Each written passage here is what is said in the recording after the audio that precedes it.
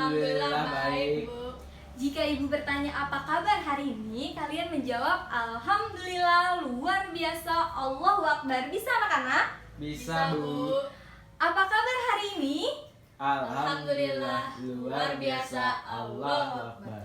Ya, sebelum kita mulai kegiatan pembelajaran, alangkah baiknya kita berdoa terlebih dahulu.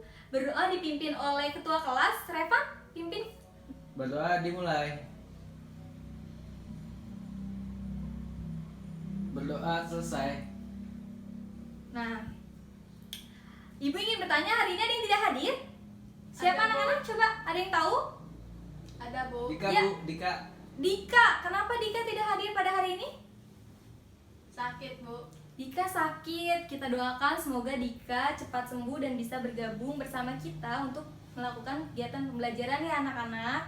Iya, Bu. Nah, pada hari ini kita akan belajar tentang teks cerita pendek.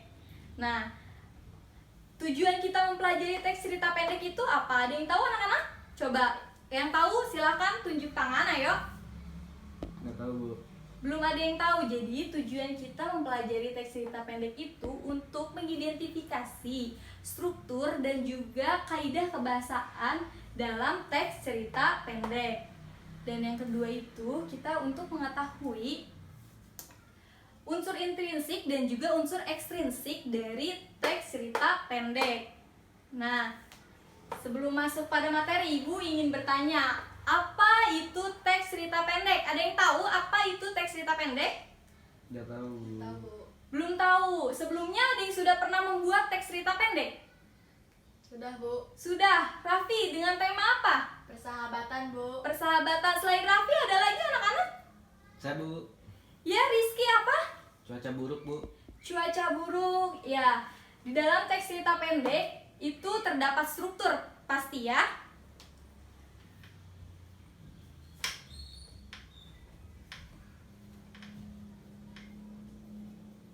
Sebelum masuk struktur, kalian tadi bilang belum tahu apa itu teks cerita pendek. Silakan simak ya penjelasan dari Ibu, tolong disimak. Jadi, teks cerita pendek adalah karya sastra berbentuk prosa yang di dalamnya terdapat tokoh dan juga terdapat konflik dan solusi atas permasalahan yang terjadi dalam teks cerita pendek tersebut. Nah, di sini ada yang tahu struktur dari teks cerita pendek itu ada apa saja? Anak-anak ada yang tahu? Oh, abstrak, Bu. Yang pertama ada abstrak, betul sekali. Selain abstrak, ada apa lagi anak-anak? Orientasi, Bu. Orientasi, betul Raffi. Yang ketiga itu ada komplikasi ya.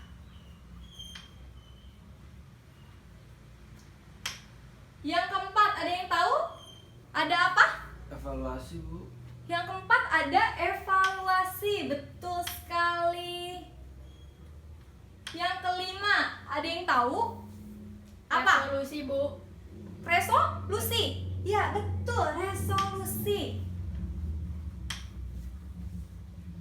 Dan yang terakhir itu ada koda. Kita akan bahas satu persatu ya, mulai dari abstrak, orientasi, komplikasi, evaluasi, resolusi hingga pada koda. Nah, yang pertama itu ada abstrak. Abstrak adalah gambaran awal cerita yang terdapat dalam teks cerita pendek. Dan yang kedua itu ada orientasi. Orientasi adalah berhubungan dengan waktu, latar, tempat, dan juga suasana. Dan yang ketiga itu ada komplikasi. Jadi komplikasi itu urutan kejadian yang dihubungkan dengan sebab akibat. Biasanya di dalam komplikasi ini watak tokoh tergambar dalam struktur komplikasi. Dan yang keempat ada evaluasi. Nah, evaluasi adalah konflik yang terjadi dalam teks cerita pendek. Jadi dalam evaluasi ini menuju pada klimaks dan biasanya sudah terlihat itu solusinya. Dan yang kelima itu ada resolusi. Ada yang tahu apa itu resolusi anak-anak? Nggak tahu. Belum tahu ya apa itu resolusi. Jadi resolusi adalah pengarang mengungkapkan mengungkapkan suatu solusi terhadap permasalahan teks cerita pendek yang ada dalam cerita tersebut. Jadi dia itu mengungkapkan solusinya. Jadi di dalam resolusi ini sudah ada solusi. Dan yang keenam ini koda. Koda adalah nilai atau pelajaran yang didapat oleh pembaca setelah dia membaca teks cerita pendek. Nah, selanjutnya kita akan membahas kaidah kebahasaan.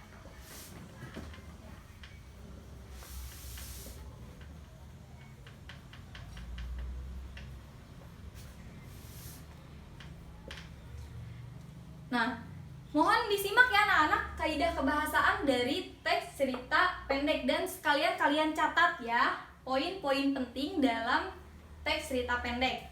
Nah, di kaidah kebahasaan ini biasanya ada menyebutkan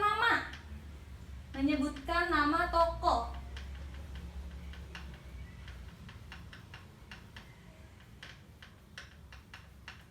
Yang kedua, ada sifat, kata sifat. Yang ketiga, menggunakan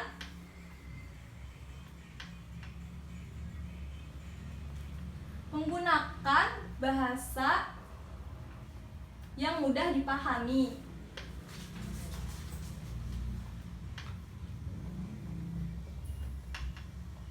Nah, jadi kaidah kebahasaan dari teks cerita pendek itu yang pertama menyebutkan nama tokoh. Misalnya tokohnya Rina, jadi dia menyebutkan nama tokoh atau menyebutkan kata ganti. Contohnya kata ganti dia, iya, seperti itu ya anak-anak. Yang kedua itu terdapat kata sifat. Contohnya itu kayak dia tampan, dia cantik, ya itu merupakan kata sifat dan menggunakan bahasa yang mudah dipahami. Jadi dalam teks cerita pendek itu menggunakan bahasa yang mudah dipahami.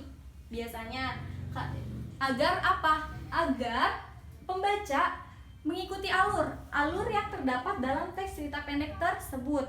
Nah, yang selanjutnya kita akan membahas tentang unsur intrinsik dari teks cerita pendek.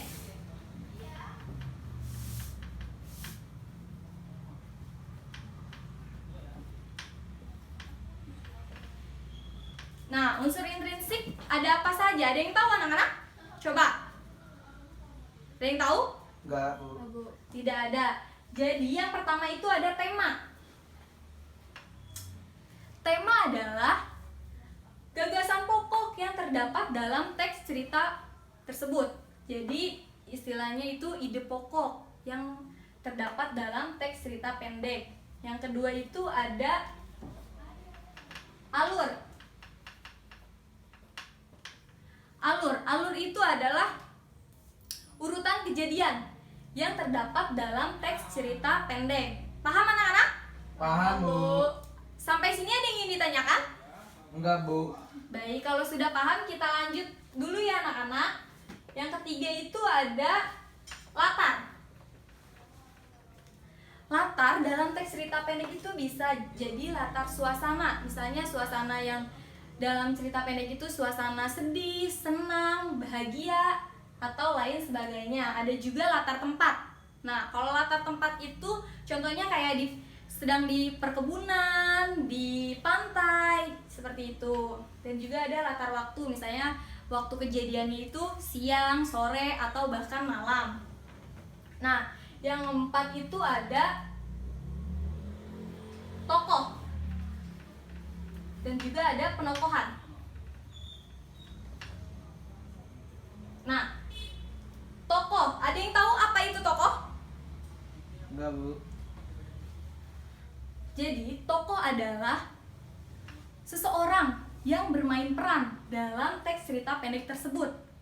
Nah, kalau penokohan, coba ibu ingin bertanya, apa itu penokohan? Ada yang tahu? Coba ayo, ajukan tangan. Ada yang tahu apa itu penokohan? Orang yang melakukannya, Bu. Orang yang melakukannya itu termasuk ke dalam tokoh.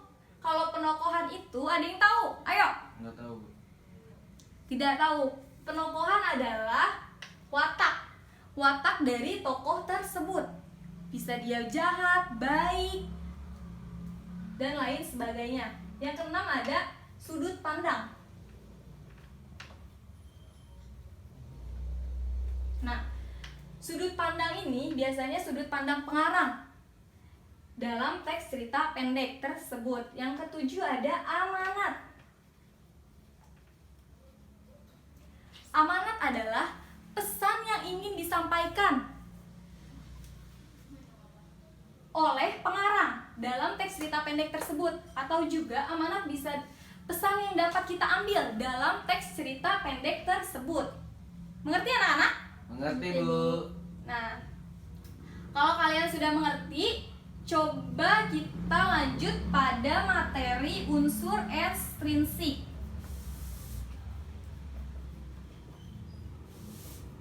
Nah, dalam unsur ekstrinsik, yang pertama itu ada latar belakang. Masyarakat. Betul, latar belakang masyarakat.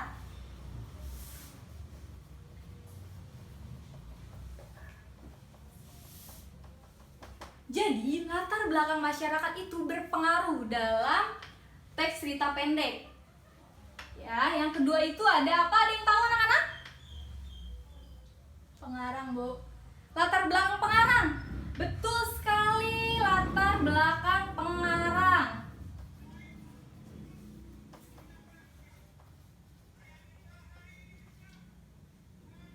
Nah, Ibu akan bahas latar belakang masyarakat terlebih dahulu ya. Nah, latar belakang masyarakat. Latar belakang masyarakat itu meliputi apa? Contohnya ada yang tahu? Ayo, yang tahu ajukan tangan. Kondisi Kondisi apa? pemilu, Bu. Kondisi politik, betul sekali, kondisi politik. Selain politik, biasanya kondisi apa yang mempengaruhi teks cerita pendek? Mempengaruhi ya? Ayo, apa? Ekonomi, Bu. Ekonomi, betul sekali, ekonomi. Nah, jadi latar belakang ini tuh mempengaruhi dalam pembuatan teks cerita pendek. Sampai di sini paham anak-anak? Paham, Bu. Oke, baik, kita akan lanjut pada latar belakang pengarang. Latar belakang pengarang biasanya mencakup apa? Coba, Rizky, apa latar belakang pengarang mencakup apa? Biografi, Bu. Biografi, cerdas. Biografi. Selain biografi, Kondisi psikologi, Bu. betul Zidan, kondisi psikologi. Nah, jadi latar belakang pengarang yang mencakup biografi, kondisi psikologi, dan lain sebagainya itu berpengaruh terhadap pembuatan teks cerita pendek. Ya, anak-anak, sampai di sini paham? Paham, Bu. Ada yang ingin ditanyakan anak-anak? Tidak, Bu. Jika tidak, Ibu akan membacakan satu contoh teks cerita pendek. Kemudian nanti Ibu meminta salah satu di antara kalian untuk mengidentifikasi teks cerita pendek yang ada di depan ya anak-anak. Paham? Paham, Bu. Kalian perhatikan mana strukturnya. Mana strukturnya? Mana strukturnya yang termasuk ke dalam abstrak, orientasi, komplikasi, evaluasi, resolusi, dan koda. Paham anak-anak? Paham, Bu. Nah, Ibu bacakan ya. Akan terus bertahan. Kesedihan masih mendera diriku setelah tinggal pergi pendamping hidupku. Kini anakku satu-satunya tiada. Hujan air mata tentu saja menetes di sini, di mataku. Terkadang aku merasa Tuhan mengujiku terlalu berat. Aku ingin menghakiminya, namun apa daya, aku tak bisa. Sungguh aku tak bisa. Sungguh aku tak sanggup memaki pencipta diriku yang telah menyelamatkanku dari sebuah insiden naas. Beberapa tahun yang lalu, aku percaya ada hikmah dari semua ini. Aku sanggup percaya bahwa Dia tidak akan menjahatiku. Ucapku pada batinku sendiri.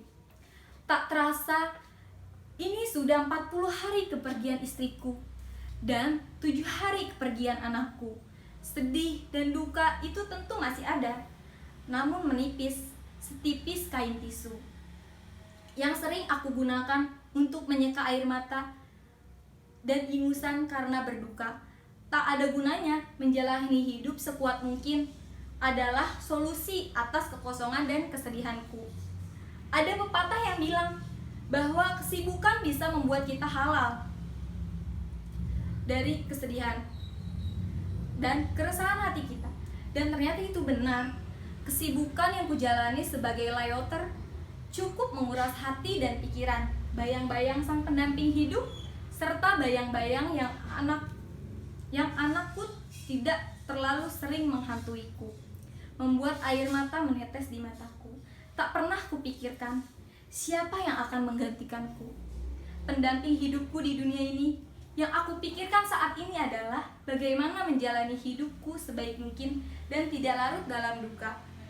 Dan aku terus bertahan, terus menjalani hidup sebaik mungkin hingga nanti aku menyusul anakku dan kekasihku di sana. Nah, sekarang ibu meminta salah satu siswa untuk mengidentifikasi struktur dari teks cerita pendek yang tadi sudah ibu bacakan ya anak-anak. Coba ibu meminta Raffi, coba identifikasi struktur dari teks cerita pendek akan terus bertahan. Abstraknya yang mana? Ini Bu. Ya betul, ini abstrak. Selanjutnya orientasi. Orientasinya mana Raffi? Ya betul. Selain orientasi ada komplikasi. Komplikasinya terdapat di mana? Ya betul. Itu termasuk ke dalam komplikasi. Selanjutnya evaluasi. Ini Bu. Evaluasi. Ya betul. Selanjutnya resolusi atau koda. Resolusi dan juga koda maksud ibu. Coba. Resolusinya apa? Ini nak. Ini termasuk ke dalam resolusi. Sekarang ibu akan memberi kalian tugas ya anak-anak. Sebelum ibu memberikan tugas, ibu akan membagi kalian ke dalam beberapa kelompok. Satu kelompok terdiri dari 2 orang. Mengerti anak-anak? Mengerti Bu. Jadi nanti ibu memberikan satu contoh atau satu teks cerita pendek yang kemudian kalian analisis ya, berdasarkan unsur intrinsik dan juga unsur ekstrinsik. Paham anak-anak? Paham Bu. Satu kelompok terdiri dari 2 orang ya. Ini tugasnya, kalian kerjakan dan kalian analisis. Waktu yang ibu berikan yaitu 10 menit. Dimulai dari sekarang ya anak-anak, silahkan kerjakan.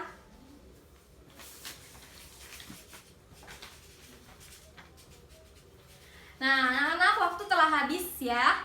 Nah sekarang ibu meminta satu kelompok untuk mempresentasikan hasil kelompoknya. Ya, kelompok siapa yang ingin mempresentasikan hasilnya? Kelompok siapa? Kelompok Ayo. Raffi Bu. Kelompok Raffi. Ya, Raffi maju kembali Raffi. Presentasikan hasil kerja kelompoknya. Terdapat apa? Ini cerita pendek tentang apa? Bangkit. Judulnya Bangkit. Ya, silahkan analisis berdasarkan unsur intrinsik. Ada apa aja? Tema: jangan mudah putus asa atau kehidupan. Latar: waktu malam hari. Bukti: cahaya bulan malam itu begitu indahnya. Tempat: di pinggir jalan dan di atas jembatan. Ya, betul. Suasana: sunyi sepi.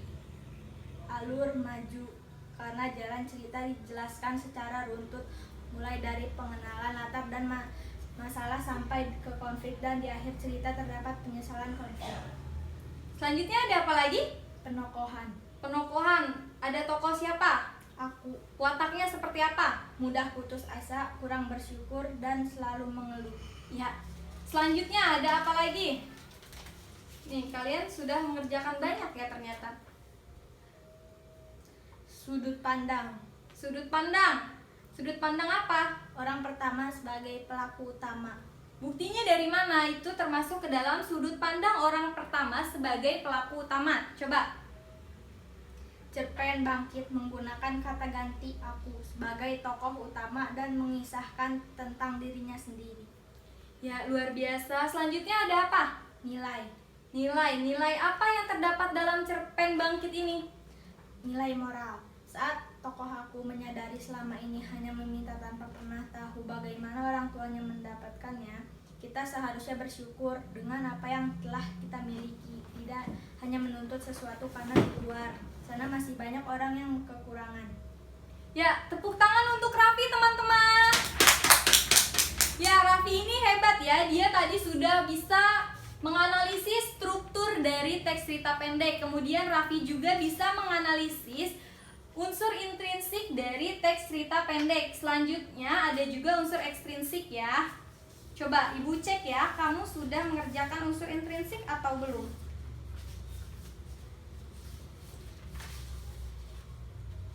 Oh, ternyata dia sudah mengerjakan unsur intrinsik cerita pendek. Kelompok kamu hebat sekali, Raffi. Ayo, bacakan hasil temuan kamu unsur intrinsiknya. Nih, latar kepengarangan penulis. Penulis menjumpai berbagai reaksi masyarakat saat mereka gagal dan berputus asa. Dalam cerpen ini, penulis ingin menginspirasi atau memotivasi orang-orang dalam menghadapi kerasnya hidup melalui ceritanya. Ya, selain itu ada apa lagi? Ya. Ada latar belakang masyarakat.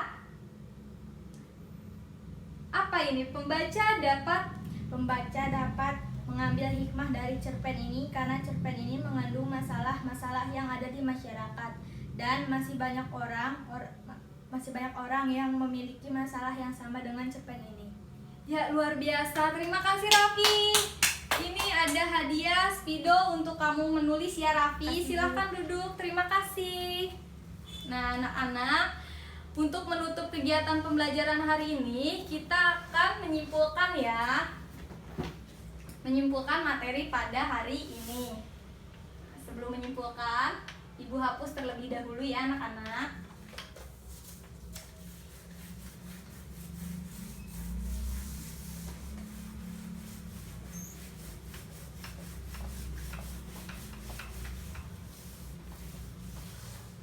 Nah, coba setelah Ibu hapus, kita akan membuat kesimpulan pembelajaran pada hari ini.